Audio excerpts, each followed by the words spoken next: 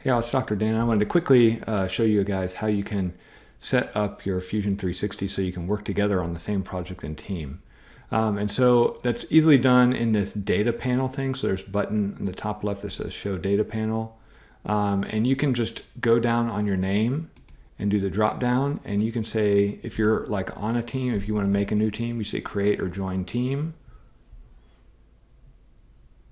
Okay, it says create. I say next. I want to create a team.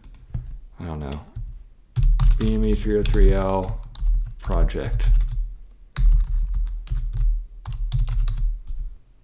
And this page basically tells you you can't actually allow people to discover your team, so you have to invite people, which is fine. This takes a second. And I can say go to team. Okay, then it brings me to this where it no longer has my name up there, but it has the thing I named it. And so, what I can do is just say new project.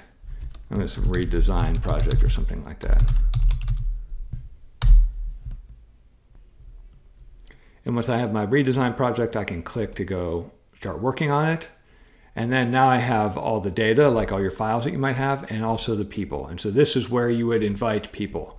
And so I can type other people's email addresses in here and click invite, and then they would become members of your team.